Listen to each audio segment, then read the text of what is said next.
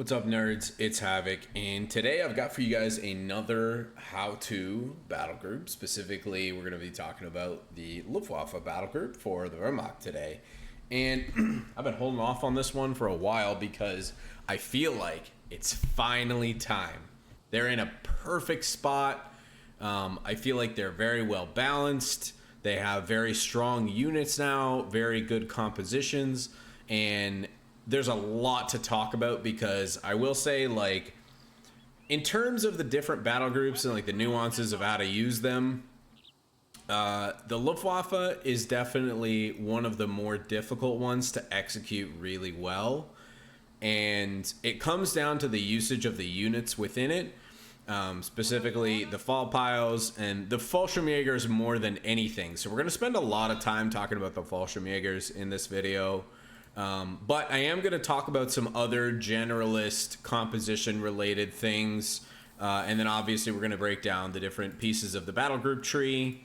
We're going to talk about all of it. So starting out, if we're going down the tree here, we do have the two emplacements for the battle group, namely being the 88, the Flak 36, 88 millimeter, that is available at the end of the right side tree and field support. And then we also have the Flak 38 anti-air emplacement. So the Flak 38 anti-air emplacement, if you have not gone for Luftwaffe company, do not have access to the Wirbelwind or the Flak 30 anti-aircraft gun team because maybe you've gone for tier 3. This is a great choice for anti-aircraft purposes. I use it a fair bit in team games. It's very good at dealing with aircraft in a team games context. In 1v1, almost never. In 1v1, most of the time, I'm selecting the recoilless gun paradrop, and we'll talk about when and how we actually use that. But starting out with this unit, it's more of an emplacement, obviously, but mostly using it for anti-aircraft purposes. I don't find a lot of value in using it for a fixed gun position like a bunker or something like that. I just feel like they are too difficult to defend and kind of squishy. So I don't find myself using these very much. Next, we've got I think we should talk about the fall pile. The fall pile got some significant changes in the most recent couple of patches. The first one is that there is now a timer, a cooldown timer. All you would know this if you've been playing the game recently. There's a cooldown timer that they start on at the start of the match. There's a 30-second timer for all paradrop units before they are able to drop in. And that applies to the Fallschirm pile. And what that also allowed Relic to do is reduce their starting cost. Originally, these guys were 280 manpower. They are now 260. And I love this unit. I think it is fantastic. And reasons being, it's an excellent substitute for a Grenadier. It gives you I mean, these guys, honestly, these guys remind me a lot of COH3 Grenadiers. With access to the MG15, it feels very much like the COH3 4-man MG42 Grenadier. That is how I use this unit a lot. And obviously coming in with the built-in Minesweeper, ability to construct defenses, plant mines, and then also Airborne Spirit coming later on, which is going to save you the need for healing in the early game. This is a fantastic unit. Now, they have about the same DPS as a standard Grenadier squad. But obviously it's split between less models on the Fallschirm pile. So as they drop models, they're going to drop DPS more staunchly. And so generally how I find myself playing in the early game is I'm going for one Fallschirm pile drop and then mixing in one Grenadier followed by usually an MG42. And this gives me pretty much everything that I need for the early game. Now, some great things about the Fallschirm pile. So you've got two weapon upgrades, one being the MG15. This is the one that I tend to go for more often. This is very similar to the COH3 MG42. Obviously, the rate of fire quite a bit lower on the MG15, but the MG15 has a very flat DPS curve. What that means is, regardless of the distance that you're fighting at, it deals a fixed amount of damage. And the Fallschirmpioneer being a relatively squishy unit, they really want to be fighting at max range most of the time, and ideally from cover because they're also squishy at only 380 hit points in total on this squad, compared to the Grenadier, which is also quite squishy, 480 manpower. Or, sorry, hit points. So you can see, with the MG15, great deal of firepower packed into this unit. The early access to the Minesweeper has opened up, for me, all kinds of uses of the Kettenkrad. And with the recent build time reduction on the Kettenkrad, I have been using this in conjunction with the Fallschirmpioneer much more often. It gives you incredible tempo and map control in the early game, which I'll showcase in a later game that I had a 1v1 that I'll share with you guys. But the Kettenkrad and the Fallschirmpioneer just make for an exceptional early game combo because your Pioneer, obviously, you can get out onto the map right away. Fallschirmpioneer, you can choose to either go for a key structure to secure a specific position on the map, or you can go for like an aggressive capture. I don't like to overextend or overcommit. I want to put the Fallschirmpioneer, and this is a tip for all of you, I think.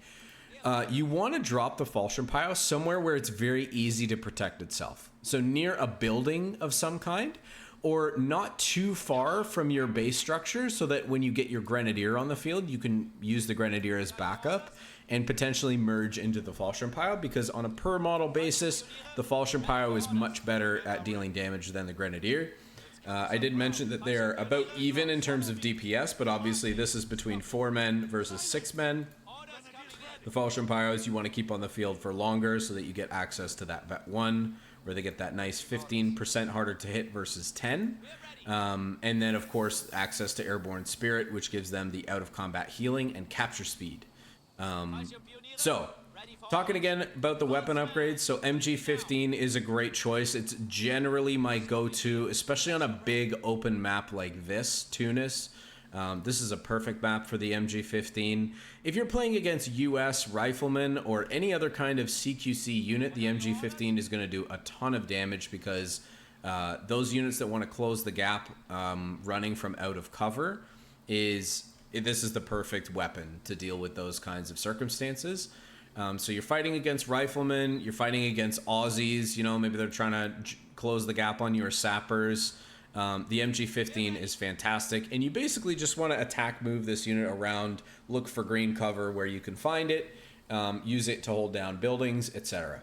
And obviously using it for engineered capabilities in between engagements is going to get you veterancy really quickly. They also come with a nice satchel charge, which you can use to dismantle enemy defenses. You can use it to destroy decrewed team weapons. All of those use cases are fantastic for the satchel charge. You can also use it to clear buildings out. So lots and lots of utility packed into this starting unit. Now, when would you want to use the GRB? Typically, I find myself using the GRB on maps with more urban settings. So a good 1v1 map example would be like Semois. Torrente is another good example in like a team game setting. Mignano Gap, I think, has quite a few buildings as well. Any map with a lot of buildings, I think the GRB lends itself very well on the fall pile because you're going to be dealing a lot more damage via the AoE grenade on the GRB versus the MG15. But like I said, it's a less common set of circumstances that you're going to be finding the GRB as the better option, but it's still there, and I still find myself using this at times. Now, let's talk about the Fallschirmjager. This is, in my opinion, one of the most powerful and most misunderstood infantry units in the game. The mistake a lot of people make when they use Fallschirmjagers is they don't know two things. They don't know what kind of engagements they can win, and therefore they don't really make a decisive decision on whether they're going to commit and push an engagement or fight from long range. And the other thing is, due to a lack of micro, not taking advantage of the ambush bonus. the ambush bonus is what makes this unit worthwhile. And it's a very healthy squad, 115 hit points per squad member on the Fallschirmjager. And if you play these guys well, you take very little economic damage. And the reason for that is you shouldn't be dropping very many models from this squad, ideally. There are a few situations where it's kind of hard to avoid, and we'll talk about that. But in most cases, Fallschirmjägers, you want to be maximizing your use of the ambush, the concealment bonus that comes from, you can see you get 25% damage, 40% accuracy. And this just means being very thoughtful about when you choose to engage with your Fallschirmjägers and making use of the hold fire mechanic, as you can see. Moving from cover to cover is very important to gain positional advantage, to do recon. Being able to snare from camo can be exceptional for ambushes at times. And there's, again, a lot of utility packed into this unit. They have access to breach, which is now very useful ability, especially in an urban setting. These guys used to struggle a lot in urban maps because they didn't have, I mean, they could use breach, but it was, you know, previously breach was pretty terrible. But now breach being very strong allows them to take control of buildings very quickly. They also have a stick grenade available to them. Airborne Spirit passive makes for excellent map control and out of combat healing. And then of course they have a Panzerfaust, which there's, I don't think there's any other, I'm trying to think if there's other camo units. So commandos I know have snares. Obviously the Jaeger Command Panzerschreck Jaeger squad also has a camo with snare available to them. But these guys are essentially a mainline substitute compared to commandos, which I consider to be a much more specialist unit, which makes them a much better mainline substitute than something like a commando squad, also due to their effective range. So the incredible thing about the effective range of the Fallschirmjägers is, so you can see here, I'm comparing Fallschirmjägers to riflemen, and keep in mind that even I'm actually gonna upgrade these guys with bars so you guys can see the difference.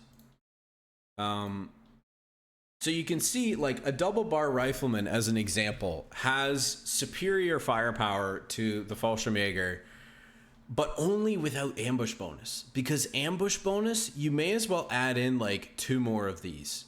And it's for, obviously it's temporary, it's only for 4 seconds, but it almost, like, I don't know what the exact math is, but it feels like about a 50% increase in DPS during the ambush. Which is crazy powerful. And you can melt squads that you catch out of position with the Fallschirmjäger ambush bonus. Now, as you can see, they actually have quite a decent DPS curve that stretches out to be also quite effective at long range. So I'll compare them to like a Tommy squad here. You can see at maximum range, they're about equal to a Tommy squad without any upgrades, which is quite good. And again, this is without the ambush bonus. So you knock the ambush bonus in there and you're cooking. You're doing 22 DPS at maximum range. And that makes them a super versatile unit in terms of how you choose to engage your opponent's units. So let's look at some examples. So I've got a couple examples set up here. One is a rifleman that we've caught basically out in the open here. Another is dealing with a Bren squad that's in green cover. And then we'll also talk briefly about how to deal with Aussies and the issue with Aussies in general. And then, of course, detector units that in general you want to try to avoid getting too close to these guys because you will lose your ambush bonus. And obviously that's going to significantly affect the DPS of your unit when you do decide to use it. So when you're dealing with riflemen in general, I would say this is like probably the easiest engagement to consider. Rifleman against Fallschirmjagers is pretty miserable to play against if you are dealing with a player who is paying attention to using the ambush bonus. And generally with falls, as you have a rifleman running at you, you basically just want to engage them at maximum range, ideally. Get the most use out of your ambush bonus that you can, and then do your best to disengage and back away. And you can engage with other units, you can engage with grenadiers, your MGs, hopefully, a vehicle, what have you. You want to reset the ambush bonus and get back the health that you lost in the opening of the engagement. And this is the secret. I have another video that, it's one of my older videos where I use Luftwaffe in another game that goes into some more examples of this. But this is how you need to use Fallschirmjagers. You are taking advantage of the ambush bonus and then disengaging to reset. By resetting, you're going to minimize the amount of economic bleed that you take because you're not going to drop models by keeping all of your squad members at maximum HP. And you're going to continuously whittle away at your opponent with the concealment bonus, the ambush bonus given to you by concealment. What this is going to allow you to do is gradually chip away at your opponent's economy and their manpower economy while keeping your own very healthy. And that opens up all kinds of strategic options for you. Specifically, I'm not going to lie, guys. I see way too many people picking infantry reserves. This ability is fine. I think it's much better, actually, when you're not using the Luftwaffe Battlegroup units, namely the Fallschirmpioneer and the Fallschirmjager squad. If you're playing like Panzer Grenadiers or something, this can be very good because obviously Panzer Grenadiers, you're going to be much more aggressive, you're going to drop more models, etc. So this might make sense to supplement your economy. But if you're playing Fallschirmjagers and Fall Pios, there is almost no reason to pick this because your manpower economy, if you're executing with these units properly, should be very good. And there's other things that will help supplement that, like building the medical bunker. I mean, since Relic has increased the cost of the medical station, medical bunker is now just a better choice because of the casualty collection, the bigger healing area, etc. And obviously lower manpower cost. But sorry, I'm digressing from the Fallschirmjagers. So like we talked about, you're going to kind of like, you're going to engage them with something else. And then I'm just going to slip into this cover here, right? Set my ambush bonus up. And now that I know I'm decisively going to win the engagement, I'm going to commit, right? I'm going to close the gap. I'm going to go for it, right? And this is how you manage to get like good wipes. Oh, we're going to lose our, there we go. Right, so we killed the rifleman squad. Now, if I'm playing against a Bren squad that's in green cover, obviously the Bren LMG is much more effective at long range and single target damage than my Fallschirmjagers are. But like we talked about, this has a ramping DPS curve that even it ends quite high at the long range mark, but we want to engage units on our terms where it's going to be most advantageous for us. So if I'm dealing with a Bren squad, the most favorable thing for me to do is actually to close the gap as much as possible and get right on top of them so that I can maximize the DPS that I'm going to get out of the ambush bonus, right? So what I might do is like creep up here, maybe get like on a bit of an angle to this Bren squad, and then I'm going to take the opportunity to use my ambush bonus and seize the advantage. And you can see here, just using this ambush bonus, I took an engagement where I would have got completely roasted at long range, and now we're completely winning, right? And now I can come in here, I can clean up with a vehicle, I can bring in additional support squads, etc., because I've used my favorable position to gain the initiative over this unit, right? So in general, I mean, those are the kind of the two circumstances that you need to be thinking about. Am I fighting against a CQC squad that I want to engage at max range, or am I fighting a really strong long range squad that I want to gain the positional and range advantage over? And in this case, you can see here, This range, using the ambush bonus at this range, is much better for the Fallschirmjager squad than for a Bren squad, right? Even if he had like the good green cover position, what I would probably end up doing is disabling my hold fire and then using the ambush bonus to close the gap and get into point blank range against the section.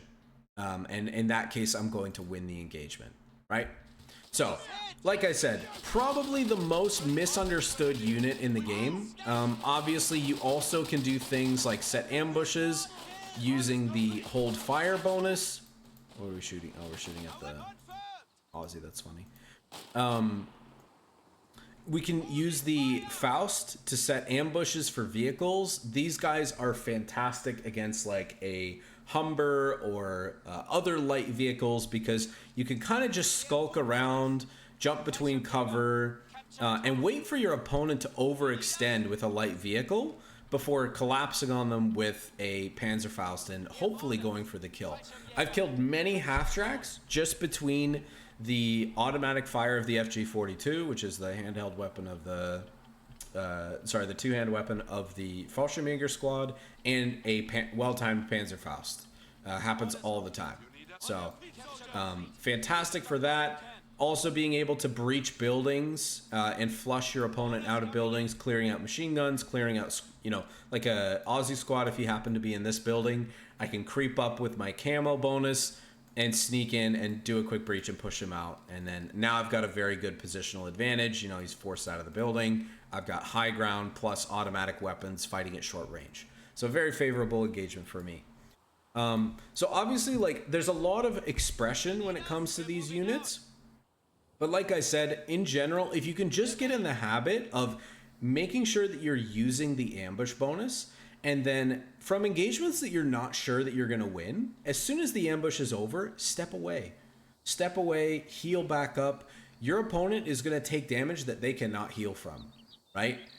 Meanwhile, you can just kind of step away, get into some green cover somewhere, and wait for your health to go back up before you look for another opportunity to execute an ambush.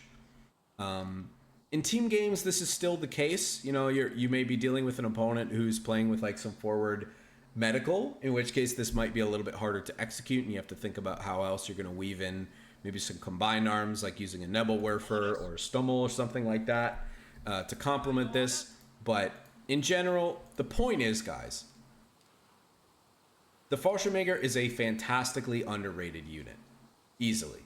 And at Vet 3, they become absolutely menacing because you can see here the ambush bonus duration goes up even further, which gives you even more flexibility to make the absolute most of the ambush bonus in the way that you choose, right?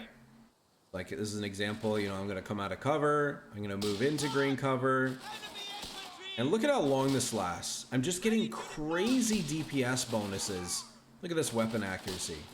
Absolutely cooked that squad from almost max range because of the ambush bonus combined with obviously veteran C3 capabilities on Fallschirmjagers. So, what is the weakness of the Fallschirmjager? Well, we kind of just looked at it. It is the Australian light infantry. As UKF, the simple answer to dealing with the Fallschirmjagers is the Australian light infantry. And the reason is because of the snipe ability. The snipe ability, obviously, as the Aussie squad vets up, it gets even better.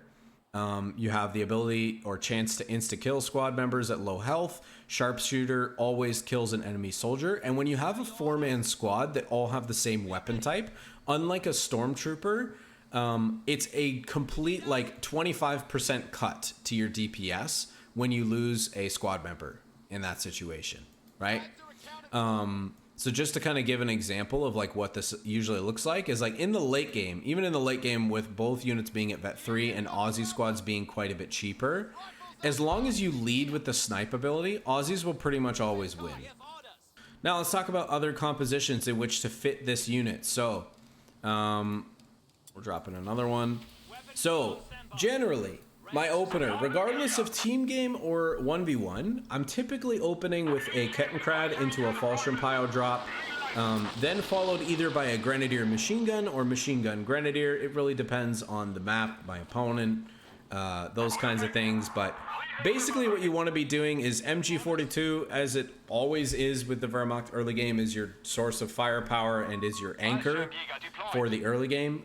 You want to be playing the majority of your combat units together. So obviously your Gren, your Pile, your MG42, your Fall Pile, playing together as much as possible and using the Kettenkrad to take over the territory that you clear out using your combat units. After those units are finished, I'm transitioning to either my tier 2 or tier 3. And this build gives you lots of versatility and options to make both tech choices work. In general, my choices usually go between tier 2, where I'm going to go for a fast 221, then maybe a flak 30 to deal with light vehicles and other team weapons. I find myself getting this a little bit less often against UKF, depending on how many sections are on the field. If there's a lot and I know that my opponent is going to go for rifle grenades, maybe they're playing Canadians or something, I'm probably not going to build the flak 30 because it can turn out to be a bit more of a liability than an asset a lot of times.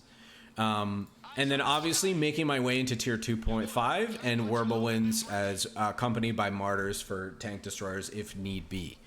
And then you can eventually transition into tier 4. But this is a much more mid-game oriented tempo focused build. And generally what I'm doing is in between, once my tier 2 has gone up and I've got my 221 out, every opportunity that I can get, I'm churning out some Fallschirmjagers until I get between 2 or 3. And this is true in 1v1s and in team games. 2 or 3 of these guys, usually you end up with 1 Grenadier, 1 Fall Pile, 1 MG42, and you've got pretty much everything that you'll need on the infantry side. If you're dealing with light vehicles, say like a Humber or your opponent goes Greyhound or something of that nature, this is where the LG40 recoilless gun pair-drop can come in super handy. It's going to save you a lot on manpower economy because you're not having to pay for the like a full AT gun's worth of manpower in order to crew this weapon. It's not quite as strong as a Pak 40 in terms of its penetration or its damage, but what it lacks in damage, it makes up for in mobility, because this is one of the only, I think it actually might be the only AT gun in the game that can be retreated, which is fantastic. It also has access to the ambush camouflage bonus, similar to the Pak 40, that gives it a little bit of bonus damage. And I find in general that with my 221, I've been going for the Panzerbuska less often because I just don't find it as attractive now with all the damage nerfs that it got. I find it much more useful to keep the top-mounted MG42 on this. It does a lot of damage to infantry. And so if I'm concerned or dealing with light vehicles, then usually going for the LG40 is the answer that I'm going to go for until I can get to the mid-tier units like the Flak Panzer and the Martyr to deal with whatever light vehicles I'm up against. So that's typically the use case that I'm going to get the LG40 recoilless pair-drop. So that's tier 2. If you're going for tier 2, you know, Whirlwinds, Martyrs, usually you can close the game out in this tier. And then you can combine it with some of the fantastic late game abilities, which we'll talk about here. The Fragmentation Bombs and Stuka Loiter, both of these abilities are incredible. They're so good.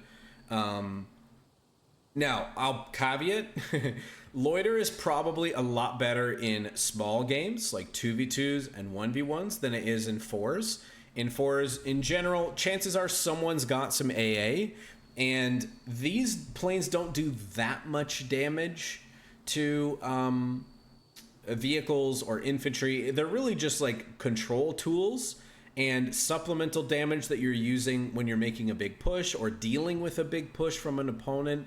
But it's obviously to apply additional pressure on both the anti-vehicle and the anti-infantry sides. So I'm using the Loiter probably by default. if my opponent is going for a lot of anti-aircraft weapons, say maybe they've gone for a quad mount. Here, let me pull up some of these units for you guys so you can see them. If they've gone for like a quad mount gun motor carriage, I will probably not go for the loiter a lot of the time because this thing will tear through it pretty quickly. And I won't get a ton of value out of it. Now, if I've killed this thing, then I don't have to worry about that. But if my opponent happens to have one, then a lot of the time I'm not going to go for the loiter. I'll go for the frag bombs instead.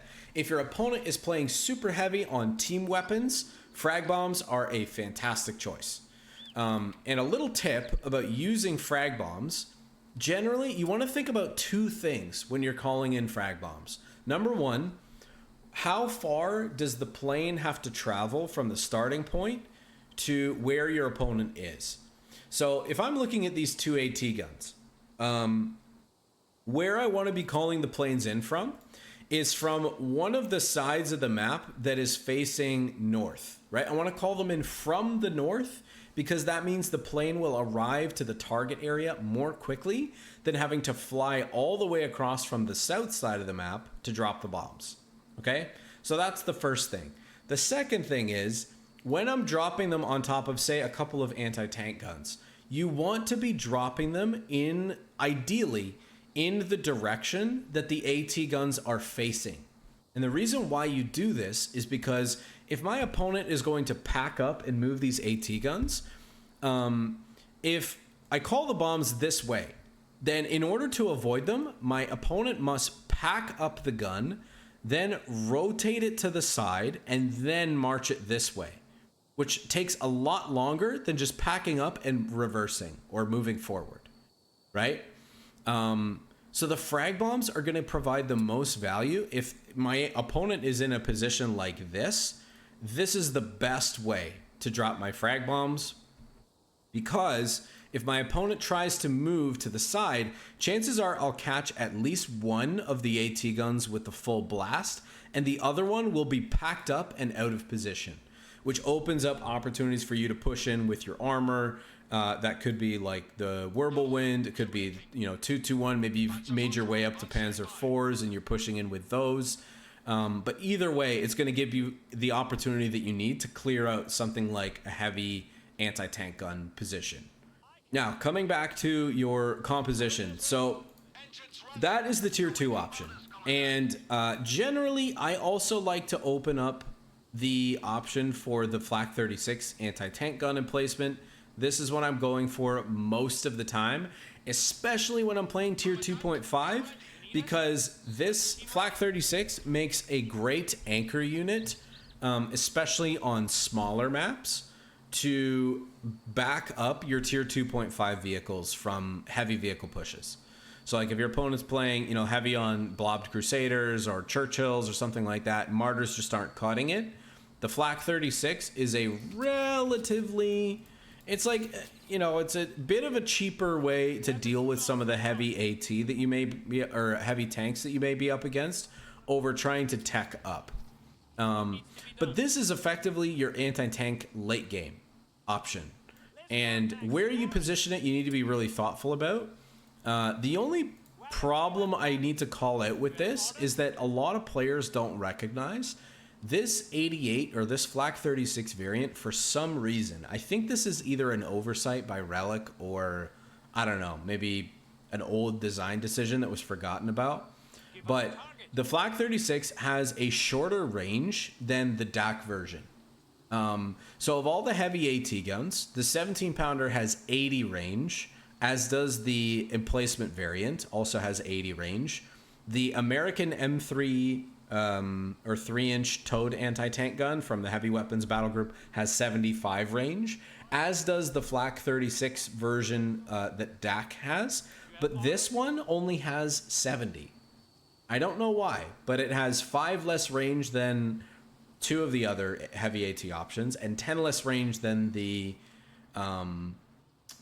17 pounder, which I find very strange. So maybe Relic will fix that at some point. Now, moving on to the tier 3 option. So if you're going to go tier 3, and this is something that I've been favoring a little bit more recently, is similar so same opener, transition to tier 3, and instead you're going to go for 251, which I will eventually upgrade to the Stummel. Still churning out the Fallschirmjagers as often as I can.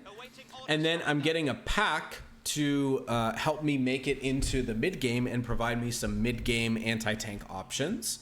By the way, talking about officer quarters, typically the optimal time to get officer quarters is when you have somewhere between 2 and 3 of the units that will benefit from it on the field already.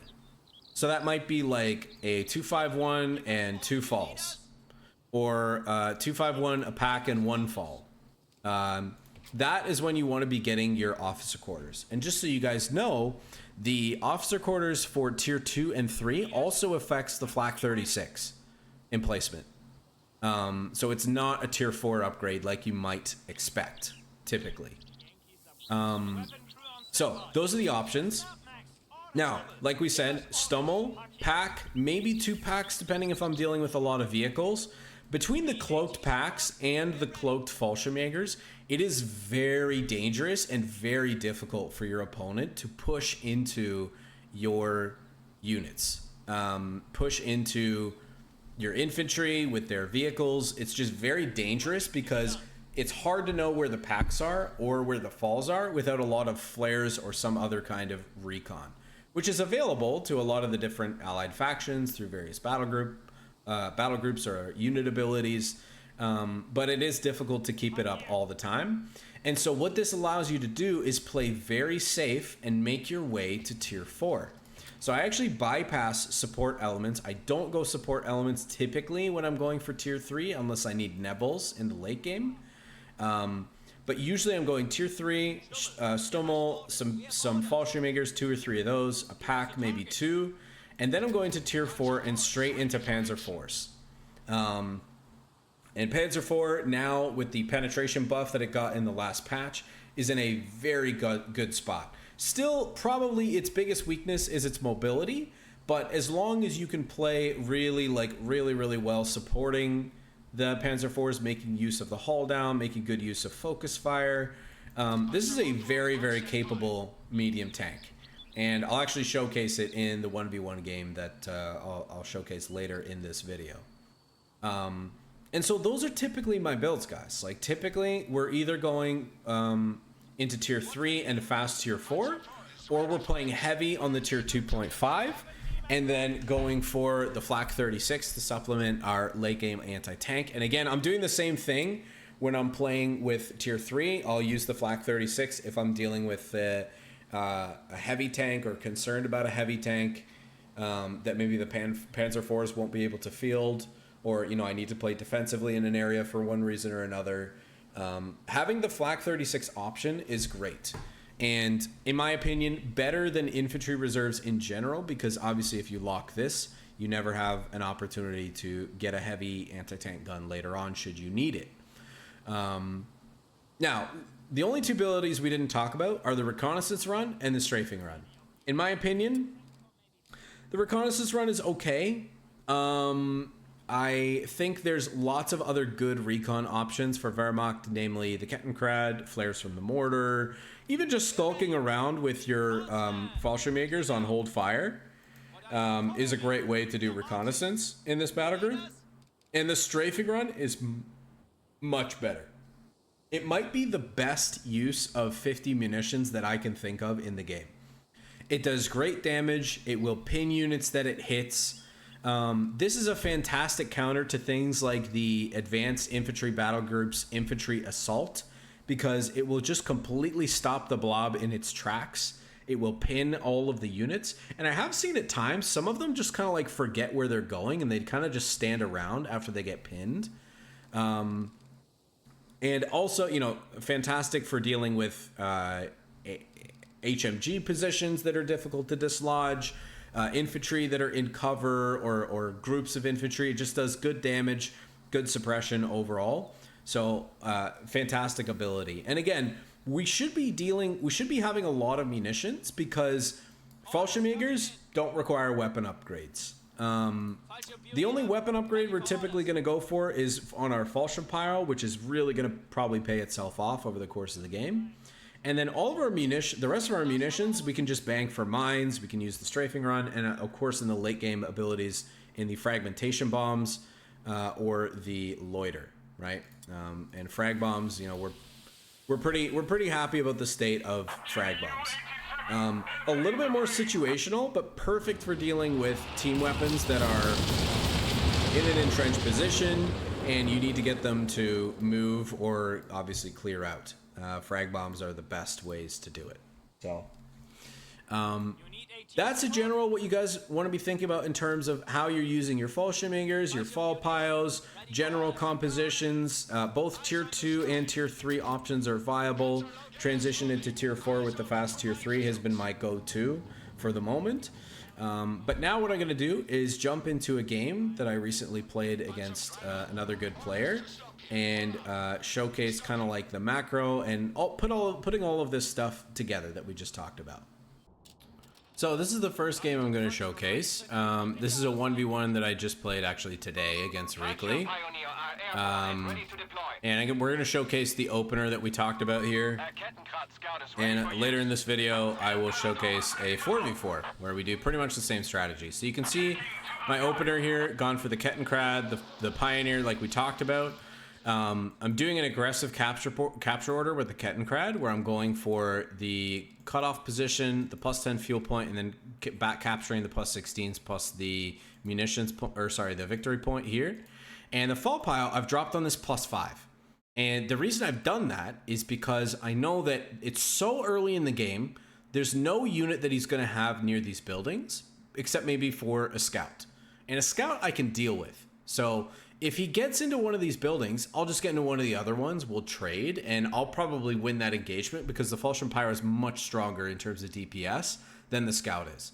That's going to give me some control over this area and allow me to start to stretch out on this area of the map with my Grenadiers, my MG42, Pioneer, and maybe start rotating the Kettenkrad over to try to contest this side of the map while giving me control over here and making my +10 fuel, munitions points, and victory point all very safe in terms of how they're positioned relative to this initially dropped unit.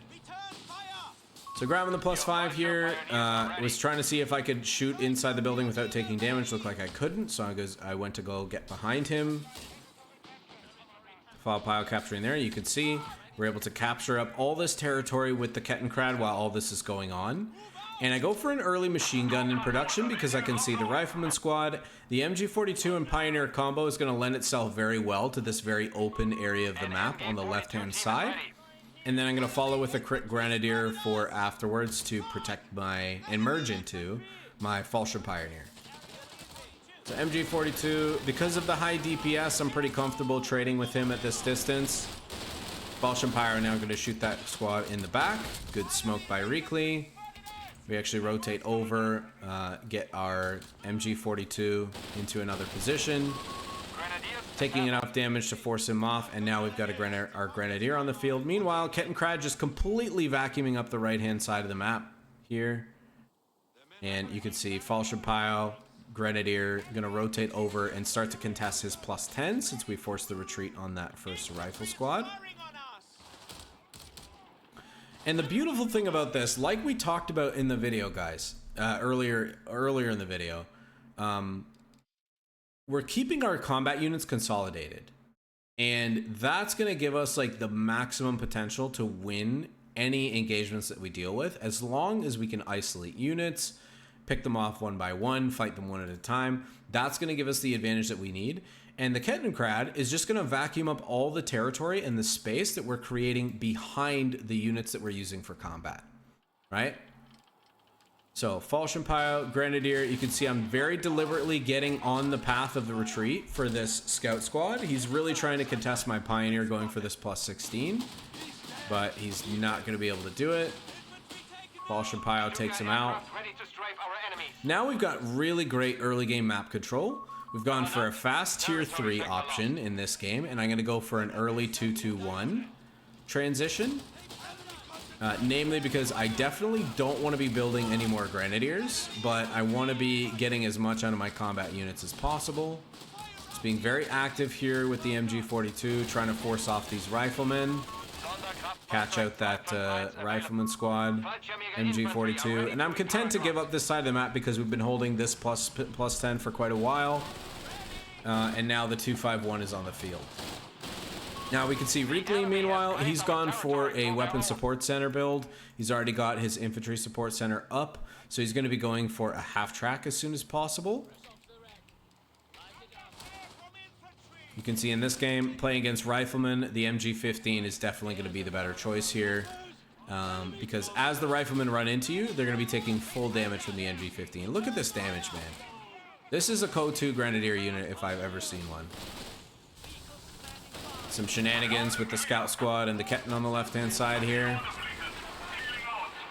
And now our first Fallschirmjager comes out. By the way, because we've got the free version of the Minesweeper on our fall pile, that frees up our Pioneer squad to go for the Flamer, which is great. Another augment and add to our firepower on a very small... a very few unit composition, right? So now, you know, I could freely kind of walk around with my Minesweeper out, engage in combat, not worry about getting chased away, and then just whip it out whenever I need it, get some repairs on. And the beautiful thing about the flame pile is it's going to allow me to clear out some of the hedges on this map later on. And as I open the map up, it's going to give me lots more opportunities to traverse different areas of the map. So something a lot of people forget, I think, about the flamethrower is the ability to tear down all these bushes just by hitting them with a quick flame burst. It takes a couple of minutes, but they will eventually burn down. You can see here the Grenadiers just putting up some fortifications. Fallschirmjäger's kind of skulking around here, looking for an opportunity to engage a unit. You can see we caught the captain out. We're trying to jump immediately on top because we know he can't win that engagement. Meanwhile, laying some defensive mines with our Pioneer. Don't want to take any more casualties. He's got the quad mount up on his half track, so we just don't want to be staying in that extra long.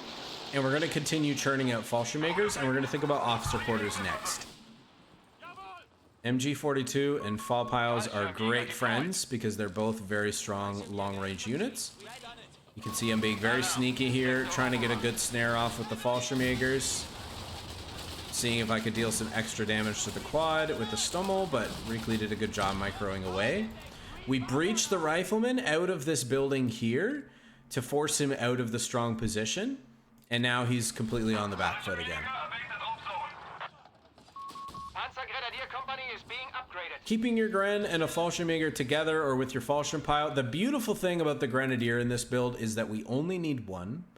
And it is really, really useful regardless of which unit it's babysitting, because he's either going to be emotional support for your Flamer, your Fallschirmpile, which is great long-range DPS, and obviously on-the-field utility, and Fallschirmjägers, right? Fallschirmjägers being your optimal kind of combat unit here. So you can see we've got our officer quarters in production, and I am going to be thinking about a pack sometime soon to see if I can pick up an opportunity to catch out this quad out of position and potentially pick up the kill. And if I can, then we're going to be in really good shape. You can see here the hold fire protecting me here from the quad. I'm going to try and sneak up on it, but we actually run into a bazooka squad, and so I'm just going to pull that back so I don't lose any extra guys. And I'm content to continue scaling. We're banking a good deal of fuel here. Now, if I were to do this again, honestly, when I saw the bazooka, what I probably should have done is just gone for a third Fallschirmjager squad. The pack is probably not the optimal choice, considering he's only got one vehicle on the field, and he's really only going to be going to want to fight me from a very long range with this. And it probably just doesn't warrant enough threat to actually build a unit for the purpose of fighting. So if I were to do this again, at this point, I'd probably get another Fallschirmjager instead of the pack. But we're going to make do here. Flamer, fall pile combo, flushing out the building. Lots more damage on these riflemen, forcing them back, but no model drops, unfortunately, between the Stummel and the Flamer. And now I've got my pack on the field. Fallschirmjager, very comfortable inside a building because, you know, very protected. Able to take a lot of punishment from pretty much anything. Unfortunately, missed an opportunity to get a ambush bonus there on the rifleman. G42, trying to get the Falstaff on this quad, but get chased away instead. And unfortunately, we get forced off by the rifleman combination. Pat gets caught out by the bazooka and the engineer squad, unfortunately. Reekley does a good job throwing a satchel at it. Forced away again. Stummel survives with just a little bit of HP. Other really nice thing about the Kettenkrad, especially with the comms cables, is the extra vision that you get on the territory points, knowing exactly what your opponent is, what your opponent has there, is a unique benefit that only the Wehrmacht is going to get the advantage of now, outside of DAC with the early warning. But flaming away, flaming away. You can see we're making our way to tier 4. My rule of thumb for when to go tier 4 is pretty much when you've banked about 200 fuel is a good safe time to do it. You don't really want to do it beforehand because you want the flexibility of being able to build another unit from maybe like dropping in another Fallschirmjager, building an AT gun, what have you. Because if you put your tier 4 up like right as soon as you can afford it, you've got a long time before you're able to afford any vehicles from that tier 4. And you can get a Stormtrooper, but it does kind of like fit in a bit of a weird place within your roster, because you've kind of committed to like the Fallschirmjagers, you've got officer quarters for them. If you get a Stormtrooper, they won't get that bonus. But I have yet to experiment with it, honestly, so Stormtrooper might be something worth trying. We'll have to see. But yeah, so once I get about 200 fuel, that's when I'm trying to get my tier 4 up. You can see my fuel income is kind of in the dumper right now. Our VP count is in pretty good shape. Kettenkrab, we've done a good job keeping alive. Now we just need to get a little bit more fuel control going so that we can start churning out the Panzer IVs. See, Reekley's committed to double MG strat here. Looks like he's going to go for, he has gone for 50 cals, I should say. And the 50 cals are going to do well at containing my infantry. And I'm recognizing that. So getting caught out here on the left-hand side where the MGs are. I'm going to move to more open ground where I'm not bottlenecked as badly. Notice him pushing in, getting a grenade on. Gonna be able to pull back that to base. And notice I haven't had to commit to healing here because I only have a couple of units that actually need healing, right? The MG42 team, obviously, but the Grenadier has medkits. So if I'm ever like really in dire straits when it comes to the health of a unit, the Grenadier can take care of them usually. And it isn't until about the mid game that I really need to think about committing to a medical bunker that's going to give me the casualty collection and the base healing that I'm going to need later on. You can see Reekley here continuing to churn out bazooka squads. Not sure if he's gone for, let's see if he's gone for logistics here. No logistics yet. Although I think that would have been a good choice for him at this point. Russian Pyro almost got caught out.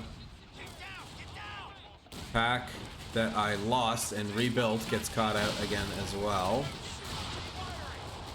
Good use of the grenade there. Oh, and it looks like he is going to get away there. Now there was a bit of nonsense going on the left-hand side. I should probably mention this. It's too bad I missed it. So I noticed that there was an MG over here idly capturing this plus 16 point. So I hit it with a strafe and chased it with a Fallschirmjager ambush at the same time and was able to pick up the steal. And this is a big deal. Stealing his 50 cal, it's going to give me that same good ability to contain his infantry. Adding another MG to my composition when he's got so much infantry is great. And so this is a big favorable pickup for me. Well, all this nonsense was going on the right side. And he did manage to steal my pack, unfortunately. You know, looking at this game now, I had no idea how strong Reekley's economy was and why in God's name he didn't go logistics at least or tech up to tier 4 is baffling to me. This is just such a massively missed opportunity on his part. There's a 50 cal coming in handy there for the first time. And now we're getting our first P4 on the field. Reports of enemy movement near our victory point. Again, I wish I had gone for the third Fallschirmjager over the 2 AT guns that I ended up immediately losing. Stummel, Fallschirmpioneer picks up a kill on a rifleman. P4 chased off the M16 here.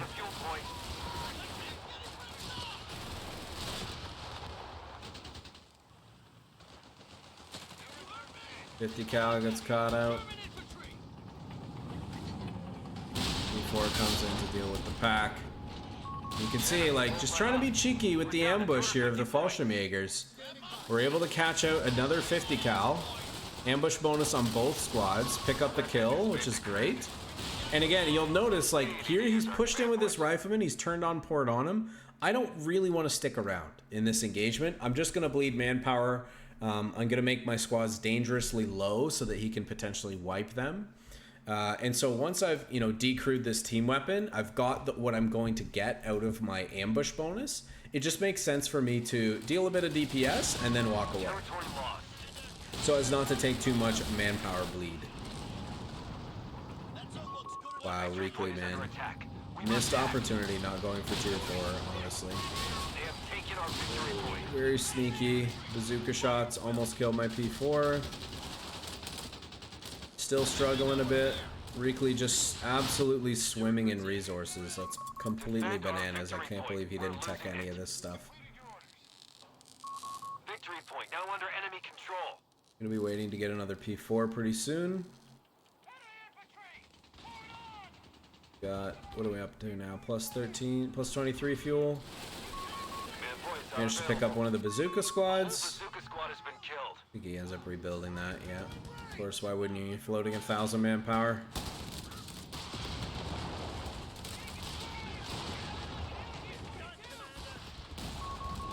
Using the hold down ability on my P4.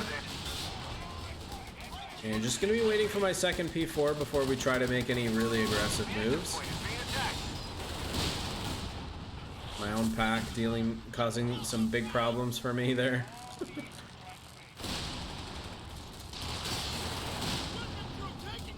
P4 dealing some good damage.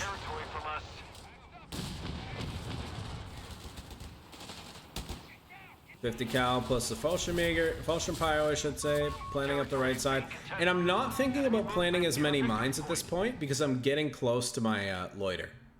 And my loiter is what I need to use in combination with my other units to try to close the game out. Because loiter, basically what you're doing is you're asserting complete dominance over an area. It's going to provide some nice chip damage on enemy vehicles. It's going to pin all of the infantry in the area.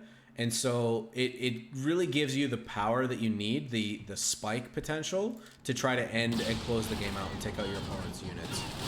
Some good opening shots from the P4s. Take out that 50 cal. Two P4s together start when they start to become quite scary. Reekley still just kind of sitting around waiting for his all-in unit here, which is going to be a problem. Managed to catch out the pack on the flank, and we killed that too. 50 cal, Fallschirmpioneer holding down the right-hand side. VP's getting pretty low. surprised, honestly, there isn't more Zooks here for Reekley as well. He's just got so many resources. This is a big, big missed opportunity for him to be getting more. This I could not believe. We got the burst from the 50 cal off, and then he hit us with the satchel anyways. It was quite unfortunate for us. Losing that 50 cal is a big loss. Reports of enemy movement near our victory point. Yeah, third Fallschirmjager would have made a huge difference in this game. You really, really need to think about them. Oh, this is a crucial play. You really need to think about them as your mainline replacement. Your Grenadier becomes a support unit, and so for that reason, like pretty much any other line unit that you would build in Co, 3 is probably the go-to in terms of the number of those units that you want. And then, of course, you've got your Mega Engineer, and I've built an extra Engineer for extra repairs because my vehicle's been taking quite a lot of chip damage from the bazookas. Still no logistics from this guy or survival training. Just honestly, just scratching my head. Okay, so we hit a mine here. I can hear the Pershing through the fog. I know it's coming. I can hear the Pershing. I don't know where it is, but I know he's got it because I can hear it through the fog of war. There's a distinct sound that the heavy vehicles make when they are on the field, and so I know that he's got it. So I'm repairing as quickly as I can with my unit that is not going to take additional damage from repairing. Oh, actually, is it? Oh, surely not.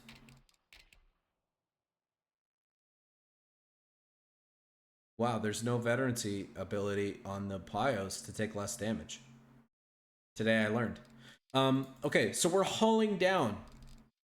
We're hulling down because I'm expecting that he's going to want to attack me with the Pershing, knowing that I've run into a mine, right? So what we're going to do is we're going to hull down, which is going to reduce the damage that we're going to take, increase our rate of fire, and increase our defensive capabilities against this push, as opposed to trying to reverse it futilely and probably get two-shot by the Pershing, right? I've also got the Fallschirmjager here on the flank, trying to protect, take a big hit there from the, the gun motor carriage. Ambush bonus on the Fallschirmjager to force the rifle away. Pio just crazy repairs. Very, very low P4, but we do manage to get away. And the loiter deters the Pershing from sticking around. And that actually saves this P4. So, now we're still afraid because this thing is an absolute menace. It's going to three-shot our P4s until we get skirts, which is going to be the next tech choice that we make for sure, especially since we're pop-capped. Stummel helping out with the Pershing. Big hit from the Pershing on the Fallschirmjager here. P4, just wanting to continuously apply pressure. We're doing well on VPs, and we don't want to let this game drag out because we're going to have a hard time killing the Pershing. There we go, big push. The Pershing. Stummel used to deny the extra fire from the Pershing. All squad. Oh, Faustin just dies. Brutal. But the P4s are back. We're here to apply some pressure. And again, we're just trying to keep our foot on the gas because he's got very few VPs. Oh, the Zook almost breaks through the last bit of armor there. Lose the Grenadier on the right-hand side due to the M16. And I'm just playing for VPs now. Just playing very quietly, very safely for VPs. See Reekley here going for another engineer. We're just trying to hold it down. And then it turns into a bit of a crapshoot. So he captures this side with the scout. He's got, what, one rifleman left? One rifleman. 3 Zooks. In my mission, to keep churning out the... I need 3 P4s, effectively. To really be able to threaten something like a Pershing, you need 3 P4s. Because between the armor, the health, the damage, and the speed, it's very, very difficult to catch out the Pershing out of position.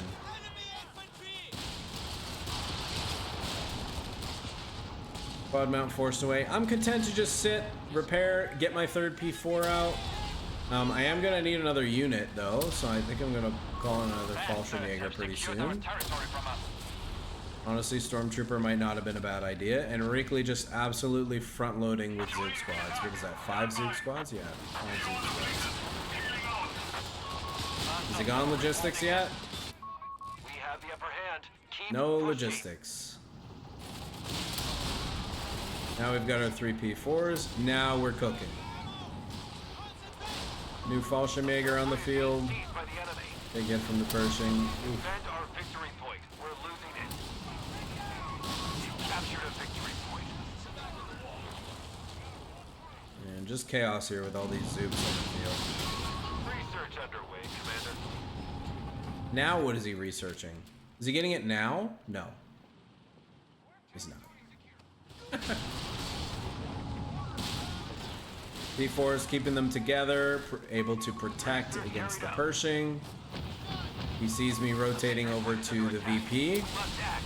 I call in another loiter.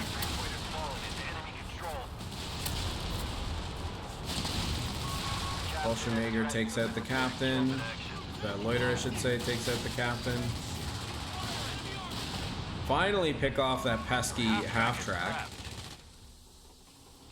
And now we're able to hopefully squeeze out the last minutes on VPs here.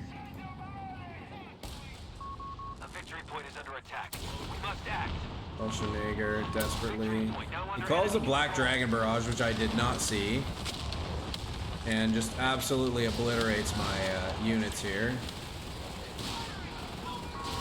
MG42. Putting the work in there. Pershing gets forced away, and he surrenders. So, you can see there, in the composition, like, you know, playing pretty well into the late game, transition from tier 3. Pack was a mistake. Pack would have made a lot more sense if he was playing a much more aggressive light vehicle, like a Greyhound. Quad, you probably don't need or want a Pack because the Quad is just going to fight from like super long range. If I was playing tier 2 there, I probably could have dove him a lot earlier with some Whirlwinds. But, you know, that was kind of the tech choice that we made, and so we stuck to it. So now transitioning to a 4v4 Luftwaffe game on Sioux Wetlands. You can see we had a bit of a late start there. Moving our infantry company to the very edge of the map if possible.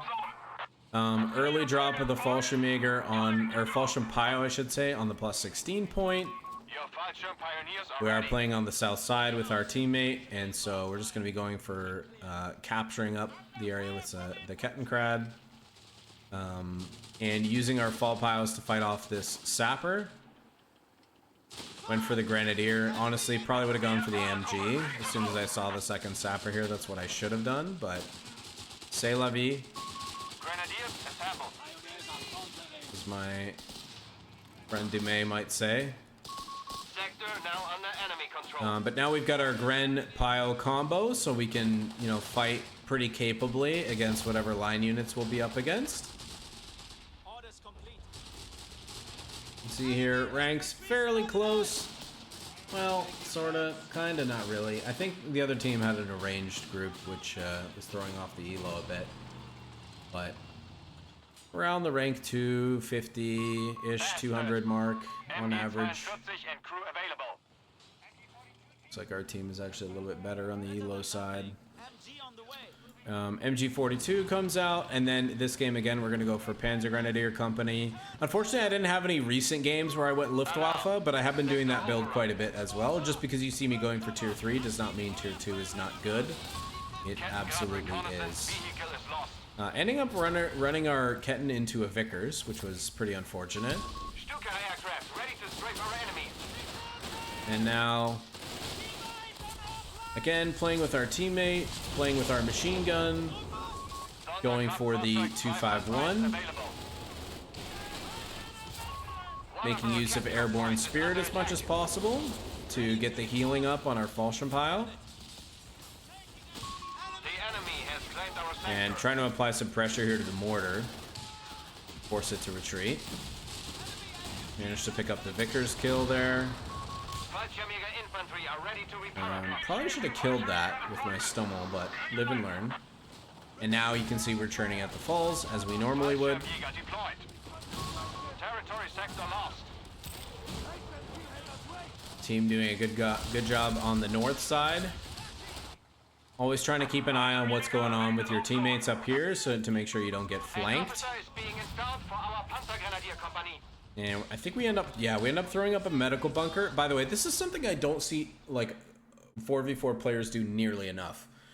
Is having some sort of like forward healing on the field. I mean, this guy had a truck. I wanted the casualty collection from the concrete bunker, so that's why we ended up going for that. Fallschirmjager, big pickup on the section there. You can see, right? So we take the engagement, we force the unit off, get a kill, back away, and rather than running back to base for healing, I can just stay on the field and just go get in cover somewhere and let Airborne Spirit do its work. Research completed. We got hold fire on, just waiting for an optimal ambush, and then boom. Support elements are now available. Good damage, back up. Right? Enemy Catch this forces unit have out. claimed our territory. Back into cover. Healing, right? This is exactly how you want to use your Fallschirmjägers. Catch out the AT gun. Enemy has claimed our territory for their own. Big grenade there, I had to dodge. More falls coming in. Territory lost.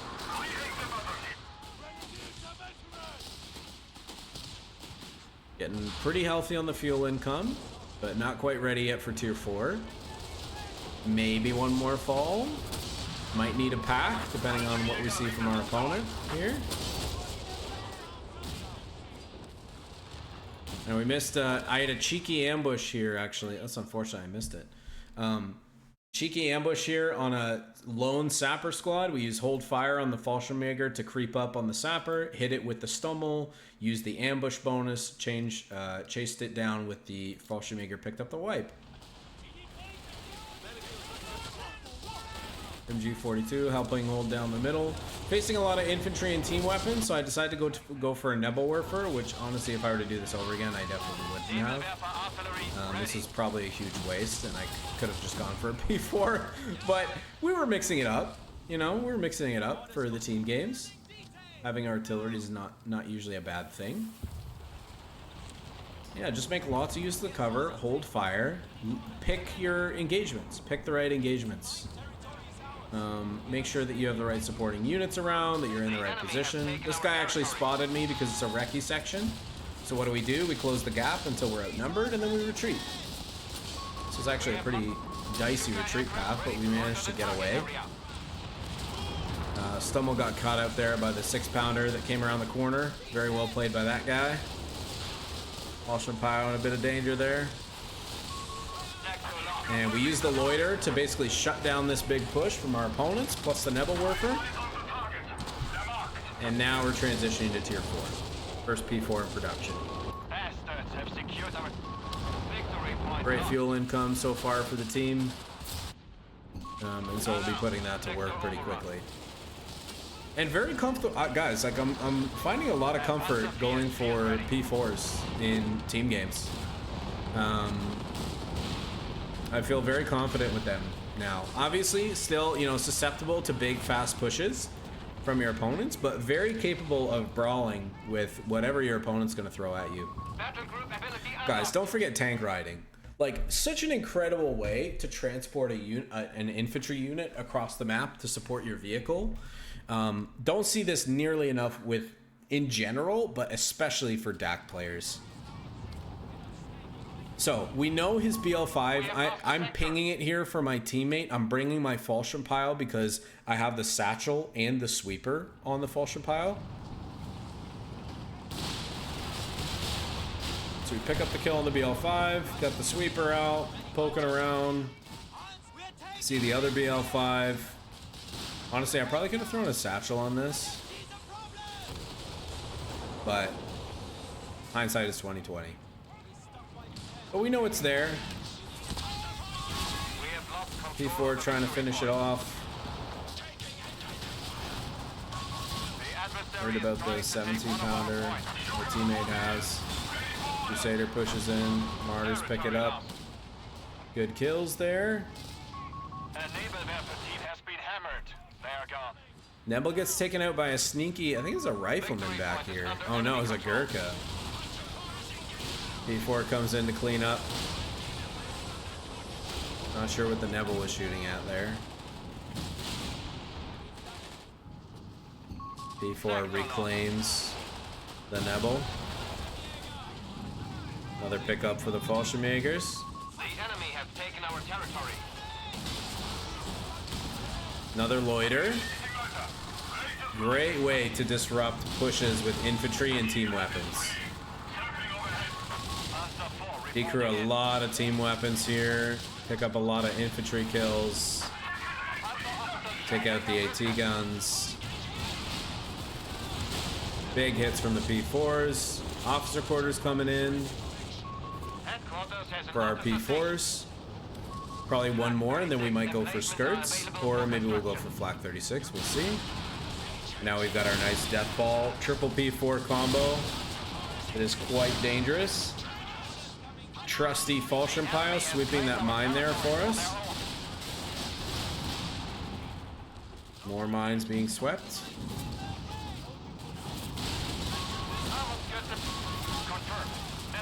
Actually got picked up by the 17 pounder I didn't know was there.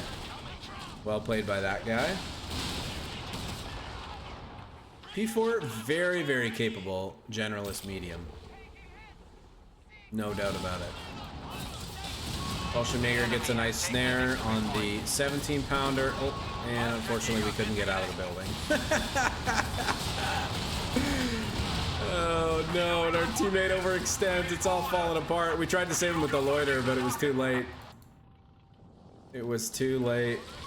Third P4 back in production. This one gets a little hairy the longer it goes.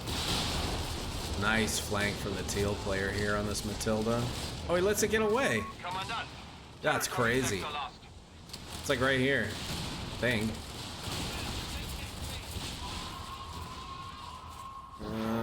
Not so great attempt at a V1. Guys, when you use a V1, like, don't make it so obvious, you know? Like, try to pick an area that, like, you're not, or, you know, like, trying to support your teammates with a V1 is always less predictable than supporting your own fights. And so it just makes it super obvious for your enemy. It's Rifleman blob. 1, 2, 3, 4, 5. What is this? 5? 5 Riflemen. I thought it was 6.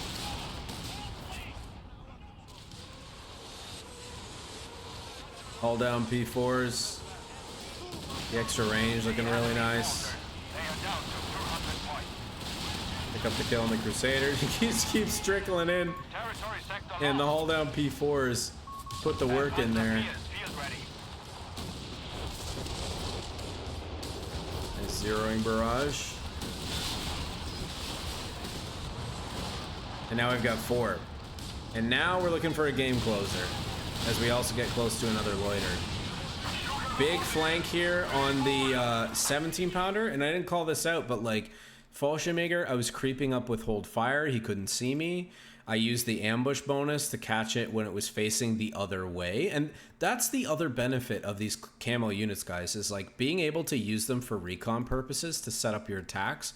As soon as I saw that the 17 pounder was facing the middle VP, I was able to just take off the hold fire, ambush bonus the 17 pounder, and then come right in on the flank so that I wasn't going to get hit by the main cannon, and then decrew it and pick up the kill. Crusader we catch out of position as well. More Crusaders plus other vehicles closing in on us here. Matilda. P4 is trading very capably with the Matildas at long range here. And I'm continuing to push in here with the loiter from my teammate. Got what, one vet 3 P4. And went for the half track, but managed to close out. So there you have it, guys. I hope that was helpful. I hope just getting a high level perspective on those different games with Luftwaffe. I would have liked to add in a tier 2 game, but I didn't have a recent replay, unfortunately, that I could share. But again, just to recap, you know, this battle group full of some excellent abilities, especially for mid and late game and early game, especially the Stuka strafing run. One of the strongest uses of 50 munitions in the early game that you can get. Very capable infantry units available, and complemented by, you know, access to a Flak 36 emplacement is growing on me, honestly. I didn't use it in either of those games, but like I've used it in enough as a deterrent. I've had it used against me quite a bit. If you've been watching my stream, I'm sure you've seen like quite a few of these as well. And then, of course, you know, the Stuka Loiter is probably my default go-to, but the frag bombs are also an excellent choice. We talked a little bit about how to position that drop when you're calling them in. But yeah, very excellent battle group. Great time to test it out, I think, before the new patch drops with all the changes that they got in the most recent patch.